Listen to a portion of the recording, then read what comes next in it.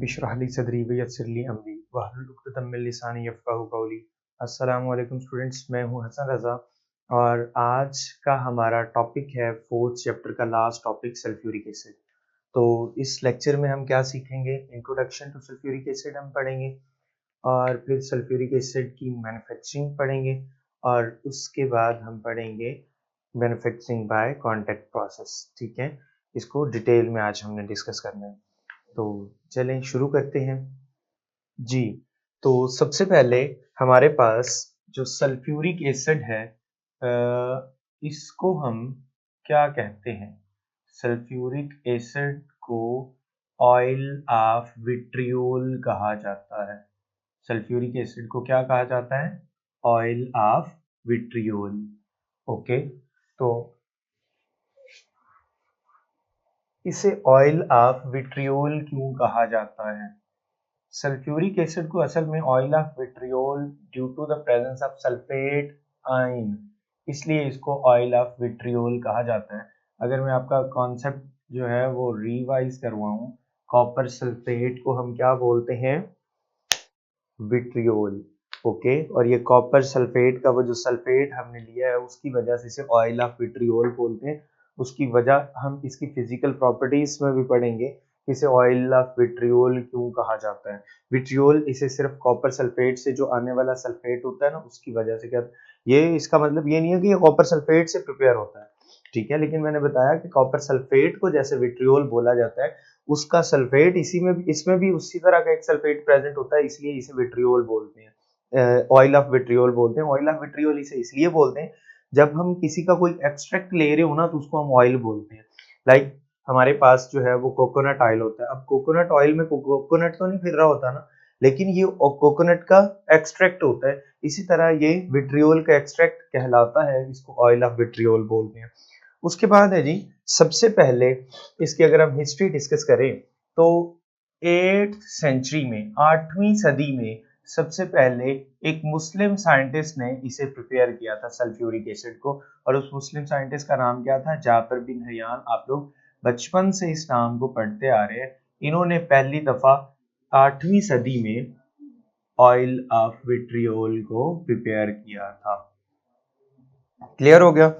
अब उसके बाद ये तकरीबन 600 से 700 साल तक ये इतना इम्पोर्टेंट केमिकल जो था, ये आप ये कह सकते हैं कि अंडर कंसिडरेशन ही नहीं था किसी के, या आप अगर जो है वो इस तरह ना कहें तो आप ये कह सकते हैं कि कोई दुनिया में इस काबिल ही नहीं था कि उसकी ये जो इतनी कमाल की जो है हम कह सकते हैं डिस्कवरी थी, या उन्होंने जो कंपाउंड प्रिपेयर किया था कि उसको वो समझ सकते। क्लियर है? तो उसके बाद 600-700 साल के बाद यूरोप में 14वीं-15वीं सदी में जाके जो है इसकी सल्फ्यूरिक एसिड की मैन्युफैक्चरिंग स्टार्ट हुई on commercial scale.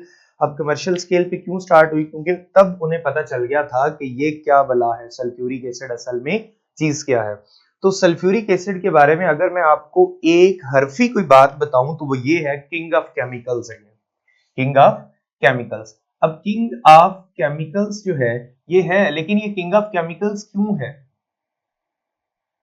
King of chemicals तो हमने कह दिया कि ये किंग ऑफ केमिकल है। असल में आपके पास किसी भी मुल्क की अगर इकोनॉमी का अंदाजा लगाना हो, आज हम जीडीपी जाके देखते हैं सबसे पहले कि उस मुल्क का जीडीपी क्या है, या हम जो है वो और बहुत सारे जो है इस तरह की स्टैटिस्टिक्स जो है वो देखना शुरू कर देते हैं कि इस मुल्क की इकोनॉमी कितनी होगी, या ये मुल्क कितना को स्टेबल होगा। बस आज मैं आपको केमिस्ट्री की एक टिप दे रहा हूं कि आप लोगों ने जाके जस्ट उस मुल्क की देख लेना है, उसमें सल्फ्यूरिक एसिड प्रिपेयर कितना होता है। जितना किसी मुल्क में सल्फ्यूरिक एसिड प्रिपेयर होता हो, वो मुल्क उतना इकोनॉमिकली स्ट्रांग होगा। क्लियर हो गया? तो उसके बाद आते हैं जी कि इसकी अकरेंस, सल्फ्यूरिक एसिड पाया कहां पे जाता है? ये नेचुरली नहीं पाया जाता। आमतौर पे सल्फ्यूरिक एसिड हमें नहीं मिलता। तो ये हमें मिलता कहां पे है? बाज़ औक़ात कभी कभार ये हमें कुछ लेक्स में, मींस के नदियों में, दरियाओं में या स्ट्रीम्स में मिलता है। उसकी क्या वजह है? अगर ये आमतौर पे पाया नहीं जाता तो फिर ये नदियों में क्यों मिलता है? उसकी वजह ये है बेटा, क्योंकि सल्फर कंटेनिंग पेट्रोलियम गैसेस हो सकती हैं, फ्यूल गैसेस जिनको हम बोलते हैं सल्फर कंटेनिंग, वो जब सल्फर इंजन्स में या बॉयलर्स में या कहीं पे भी बर्नर्स में जलती है तो वो क्रिएट करती है SO2 एंड SO3। ये जो SO2 है और SO3 है, ये असल में सल्फ्यूरिक एसिड का सोर्स है। अब बारिश मींस के ये ऑक्साइड्स बने और हमारे एटमॉस्फेयर में शामिल हो गए, ठीक है, एटमॉस्फेयर में शामिल हो गए। उसके बाद एटमॉस्फेयर में आपके पास वाटर ड्रॉपलेट्स मौजूद है in the form of humid air, rain, ठीक है, ड्यू ड्रॉप्स। तो उनके साथ ये मिक्सअप होके वापस जब एसिड रेन बन के आता है तो उसमें सल्फ्यूरिक एसिड मौजूद होता है, ठीक है, वो फिर नदी नालों में या कहीं भी ये एग्जिस्ट कर सकता है। क्लियर हो गया यहां तक? तो उसके बाद आपके पास है जी इसकी मैन्युफैक्चरिंग। ओके, सल्फ्यूरिक एसिड की मैन्युफैक्चरिंग के बहुत सारे प्रोसेस हैं, ठीक है, जैसे लेड चेंबर प्रोसेस भी है, लेकिन जो सबसे इंपॉर्टेंट या जो हम हमारी बुक में हमारे सिलेबस में मेंशन्ड है वो है कांटेक्ट प्रोसेस। ओके, तो सबसे पहले हम कांटेक्ट प्रोसेस को ही देखते हैं कि कांटेक्ट प्रोसेस क्या है। क्लियर हो गया? कांटेक्ट प्रोसेस हमारे पास जो है ये एक जर्मन साइंटिस्ट नीश नामी साइंटिस्ट था, ठीक है, इसको नैश नहीं पढ़ना, जो हमारे पाकिस्तान में एक आम फ्रेज है नैश बोली जाती है, वो नहीं पढ़ना। कांटेक्ट प्रोसेस वाज या method was first invented by a German scientist niche. Okay, अब नीश का ये जो कांटेक्ट प्रोसेस था, इस कांटेक्ट प्रोसेस का प्रिंसिपल क्या है या ये कांटेक्ट प्रोसेस क्या है? कांटेक्ट प्रोसेस में असल में हम सल्फर को बर्न करते हैं, ठीक है, सल्फर डाइऑक्साइड बनाते हैं, फिर सल्फर डाइऑक्साइड को ऑक्सीडाइज करके सल्फर ट्राइऑक्साइड में कन्वर्ट करते हैं। सल्फर ट्राइऑक्साइड को हम sulphuric acid, concentrated sulphuric acid में डिसॉल्व करते हैं। डिसॉल्व करने के बाद हमें मिलता है ओलियम या पायरोसल्फ्यूरिक एसिड। उस पायरोसल्फ्यूरिक एसिड से फिर हम वाटर ऐड करके अपनी मर्जी की सल्फ्यूरिक एसिड की कंसंट्रेशंस प्रिपेयर कर लेते हैं। तो सबसे पहले हम कांटेक्ट प्रोसेस का प्रिंसिपल देखते हैं जी कि इस प्रोसेस का प्रिंसिपल क्या है। तो इसका अगर हम प्रिंसिपल देखें तो हमारे पास यही प्रिंसिपल मिलेगा कि सबसे पहले सल्फर को बर्न किया जाता है इसमें, ठीक है, in the form of sulphur, elemental sulphur, या in the form of iron pyrite, ठीक है। तो जब हम बर्न करते हैं सल्फर को ऑक्सीजन की मौजूदगी में इन अ बर्नर, हमें क्या मिलता है? सल्फर डाइऑक्साइड, ठीक है। फिर इस सल्फर डाइऑक्साइड को प्यूरिफाई किया जाता है। प्यूरिफाई करने के बाद हम क्या करते हैं जी? इस सल्फर डाइऑक्साइड की ऑक्सीडेशन करवाते हैं, ठीक है। अब जब इसको प्यूरिफाई कर लिया उसके बाद इसकी हम ऑक्सीडेशन करवाएंगे। ऑक्सीडेशन के लिए हमारे पास कुछ कंडीशंस हैं जो कि लाजमी हमें फॉलो करनी पड़ेंगी, और वो क्या है कि हम विनेडियम पेंटाऑक्साइड को एज एन कैटलिस्ट यूज करते हैं और टेम्परेचर ऑफ द चेंबर हम 400 से 500 सेल्सियस रखते हैं। उसकी वजह यह है ताकि हमें सल्फर डाइऑक्साइड की ऑक्सीडेशन से मिलने वाली जो सल्फर ट्राइऑक्साइड है इसकी यील्ड मैक्सिमम आ सके। क्लियर हो गया? फिर इस सल्फर ट्राइऑक्साइड को हम क्या करते हैं? एब्जॉर्प्शन टावर में डालते हैं, और एब्जॉर्प्शन टावर में इसको हम मिक्स कर देते हैं किसके साथ? कंसंट्रेटेड सल्फ्यूरिक एसिड के साथ, ठीक है। जब हम कंसंट्रेटेड सल्फ्यूरिक एसिड के साथ इसे मिक्स करते हैं तो हमें मिलता है H2S2O7, या जिसे हम बोलते हैं ओलियम, या इसे हम पायरोसल्फ्यूरिक एसिड बोलते हैं। This is the principle of contact process. अब हम डिटेल में इस कांटेक्ट प्रोसेस को डिस्कस करते हैं जी, वन बाय वन इसके सारे प्रोसेसेस को हम देखते हैं, ठीक है, क्या यूनिट्स हैं इसके या कितने स्टेप्स पे ये प्रोसेस मुश्तमिल है, ठीक है। तो सबसे पहले हमारे पास कांटेक्ट प्रोसेस का जो यूनिट है, मेन यूनिट, वो है burning unit. Burning unit means के जहां पे सल्फर को बर्न किया जाता है, जिसे हम बर्नर बोलते हैं। क्लियर हो गया? सबसे पहला हमारा यूनिट कौन सा है?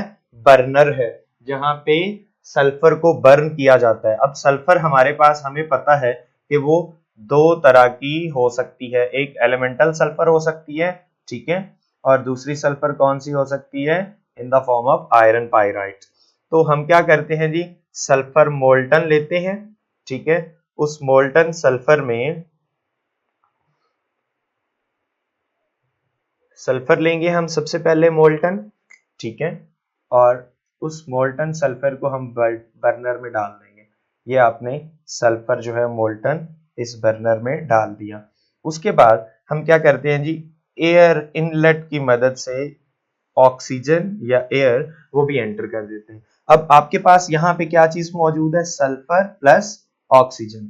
ओके, अब ये सल्फर जो है ये एलिमेंटल भी हो सकता है और आपके पास आयरन पाइराइड से आया हुआ सल्फर भी हो सकता है। हम पहले इसका रिएक्शन भी डिस्कस कर लेते हैं, साथ ही बर्नर का कि बर्नर में कौन सा रिएक्शन होता होगा। तो हमारे पास ये रिएक्शन होता है कि अगर हम सल्फर को ऑक्सीजन की मौजूदगी में हीट अप करें तो आपके पास क्या बनता है, सल्फर डाइऑक्साइड। या हम क्या करें, अगर आयरन पाइराइट है हमारे पास FeS2, इसको हम ऑक्सीजन की मौजूदगी में ही हीट अप करें तो आपके पास क्या बनता है, Fe2O3 प्लस आपके पास क्या बनता है 8SO2, ठीक है।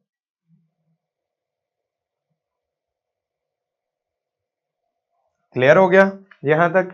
ये है जी बर्नर में होने वाला रिएक्शन और इस यूनिट का नाम क्या है, बर्नर। ये यूनिट हमारे पास कौन सा है, बर्नर है इस यूनिट का नाम। क्लियर हो गया। उसके बाद हमारा कांटेक्ट प्रोसेस का सेकंड यूनिट स्टार्ट होता है और वो सेकंड यूनिट कौन सा है, वो है डस्ट रिमूवर या जिसे हम मेनली बोलते हैं प्यूरिफाइंग यूनिट। क्या यूनिट का नाम है, प्यूरिफाइंग यूनिट, ठीक है। और उस प्यूरिफाइंग यूनिट का जो सबसे पहला आपके पास यूनिट है या कह सकते हैं कि सबसे पहली प्लेस है जहां पे प्यूरिफाई किया जाता है सल्फर डाइऑक्साइड को। अब हम सल्फर डाइऑक्साइड को प्यूरिफाई करते क्यों है, पहले ये भी देख लें, प्यूरिफाइंग यूनिट में हम प्यूरिफाई करते क्यों है। वो इसलिए प्यूरिफाई करते हैं क्योंकि ये जो सल्फर डाइऑक्साइड प्रिपेयर हुआ है ये या तो आयरन पाइराइड से हमारे पास आया या फिर एलिमेंटल सल्फर से, ठीक है। तो इन दोनों में इंप्योरिटीज मौजूद हो सकती हैं, डस्ट पार्टिकल्स मौजूद हो सकते हैं, आर्सेनिक के ऑक्साइड्स जो हैं वो मौजूद हो सकते हैं।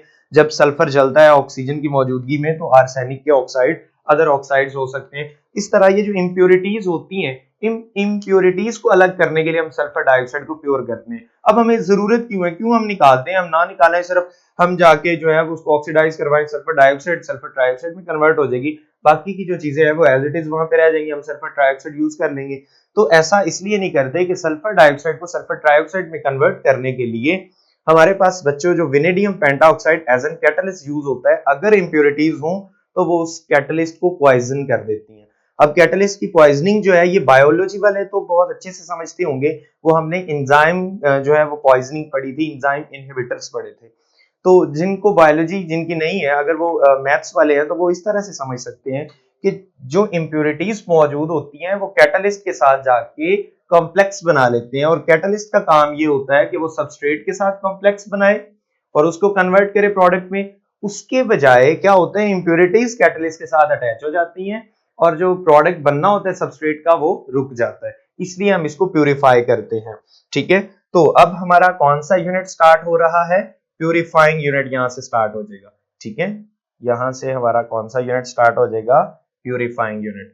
अब इस प्यूरिफाइंग यूनिट का सबसे पहला जो स्टेप है वो कौन सा है, प्यूरिफाइंग यूनिट का सबसे पहला स्टेप कौन सा है, तो वो है डस्ट रिमूवल। यहां से जो मिलने वाली गैस होती है इसको हम डालते हैं कहां पे, डस्ट रिमूवर में, ठीक है। अब डस्ट रिमूवर में क्या किया जाता है, डस्ट रिमूवर में जस्ट हम स्टीम की मदद से इस सल्फर डाइऑक्साइड में से डस्ट को रिमूव करते हैं, ठीक है। क्या करते हैं, डस्ट को रिमूव करते हैं। यहां से जो गैस हमें मिली है सल्फर डाइऑक्साइड, ठीक है, उस गैस को हम इस डस्ट रिमूवर चेंबर को के बॉटम से एंटर करते हैं। यहां से जब गैस ऊपर को उठ रही होती है सल्फर डाइऑक्साइड गैस, ओके, तो ऊपर से हम क्या करते हैं, स्टीम की मदद से, वाटर मींस की मदद से, ठीक है, हम क्या करते हैं जी, इसकी डस्ट को रिमूव कर देते हैं, ठीक है। इस तरह ऐसे ही समझ लें, इसमें से डस्ट पार्टिकल्स को रिमूव कर दिया जाता है। क्लियर हो गया। इस स्टेप का नाम क्या है, डस्ट रिमूवर, ठीक है। इस टावर का नाम क्या है, डस्ट रिमूवर। अब डस्ट रिमूव करने के बाद चूंकि हमने यहाँ पे बर्नर में इसको हीट अप किया था, तो यहाँ पे इसका टेम्परेचर बहुत ज्यादा है, ठीक है। हम फिर क्या करते हैं जी, इसका टेम्परेचर कम करते हैं इसको कूलिंग पाइप में से गुजार के। अब ये कूलिंग पाइप्स जो हैं, ये बिल्कुल आपने अगर आइस फैक्ट्री देखी हो जहां पे बर्फ बनती है, ठीक है, तो आप लोगों को पता होगा कि आइस फैक्ट्री के बाहर भी इस तरह के बहुत सारे पाइप लगे होते हैं और नीचे जो है वो एक स्विमिंग पूल सा बना होता है, ऊपर पानी उन पाइप्स के गिर रहा होता है, ठीक है। तो वो जो पाइप्स होते हैं ना, उनमें असल में क्या होता है, वो जो उस रेफ्रिजरेशन, वो जो आइस फैक्ट्री का रेफ्रिजरेटर है, उसका जो कंप्रेसर है, उस कंप्रेसर की गैस हीटअप हो जाती है, ठीक है। हर कंप्रेशन के बाद तो उसको जो है वो उन पाइप्स की मदद से, उन जो है स्पाइरल पाइप्स में से गुजारा जाता है, ऊपर पानी स्प्रिंकल किया जाता है जिससे कि वो गैस ठंडी होती है, वापस कंप्रेसर में जाती है और उसे फिर से कंप्रेस किया जाता है ताकि वो आइस फैक्ट्री फटे ना। उसी तरह ये कंडेंसर के तौर पे हम कूलिंग पाइप्स को यूज करते हैं। कूलिंग पाइप्स जो हैं ये सेकंड स्टेप है प्यूरिफाइंग यूनिट का, ठीक है। ये हमारे पास सेकंड स्टेप है प्यूरिफाइंग यूनिट का। और उसके बाद हम क्या करते हैं जी, उसके बाद इन कूलिंग पाइप से हम गैस को एंटर करते हैं स्क्रबर्स में, ठीक है। अब ये स्क्रबर्स में क्या होता है, स्क्रबर्स असल में अगर देखा जाए तो ये जो ठंडी हुई हुई गैस है जिसका टेम्परेचर अब कम हो चुका हुआ है, ठीक है, इसको वॉश करने के लिए यूज होती है, ठीक है। ये जो आपके पास स्क्रबर है, ये किस लिए यूज होता है, for the washing purpose of the gas, okay. ये जो ठंडी हुई हुई सल्फर डाइऑक्साइड थी, इसको क्या किया जाता है, स्क्रबर की मदद से ठंडा किया जाता है, सॉरी वॉश किया जाता है पानी की मदद से, ठीक है। क्योंकि कूलिंग पाइप में आपने इसको कूल किया, ठंडा किया और अब आप इसे वॉश कर रहे हैं ताकि इसमें अगर कोई और इम्प्योरिटीज भी बची हैं तो वो भी निकल जाए। और उसके बाद इस स्क्रबर से हम इस गैस को डालते हैं ड्राइंग टावर में। कहां पे, ड्राइंग टावर में। अब ड्राइंग टावर में क्या होता है, ड्राइंग टावर में कंसंट्रेटेड सल्फ्यूरिक एसिड जो है वो पास किया जाता है इस गैस में से। जब हम कंसंट्रेटेड सल्फ्यूरिक एसिड किसी गैस में से पास करते हैं तो इसकी जितनी भी ह्यूमिडिटी होती है, या आप ये कह सकते हैं कि इसमें वाटर मॉलिक्यूल्स के जितने भी कंटेंट हैं, वो कंसंट्रेटेड सल्फ्यूरिक एसिड जो है वो क्या कर लेता है, उनको रिमूव कर देता है, ठीक है। तो हमारे पास इस स्टेप में क्या होता है, कंसंट्रेटेड सल्फ्यूरिक एसिड को गैस में से पास किया जाता है, उससे क्या होता है, जितना भी ह्यूमिड कंटेंट है इस गैस का वो रिमूव हो जाता है। क्लियर हो गया, इसलिए इसको बोलते हैं ड्राइंग टावर या ड्रायर बोलते हैं। क्लियर हो गया। उसके बाद है जी हमारे पास ड्राइंग टावर से हम जो है वो निकालने के बाद हमारे पास जितने भी फिजिकल मीन्स से इंप्योरिटीज प्यूरिफाई की जा सकती थी, अलग की जा सकती थी, वो हमने कर ली है। तो अब बाकी क्या बचता है, बाकी हमारे पास आर्सेनिक के ऑक्साइड्स ऐसे हैं जो इनमें से किसी भी प्रोसेस से वो अलग नहीं होते सल्फर के ऑक्साइड से, मींस के ये सल्फर डाइऑक्साइड ही है ना आपके पास SO2। तो उसके बाद हम आर्सेनिक प्यूरिफायर में इसे डालते हैं।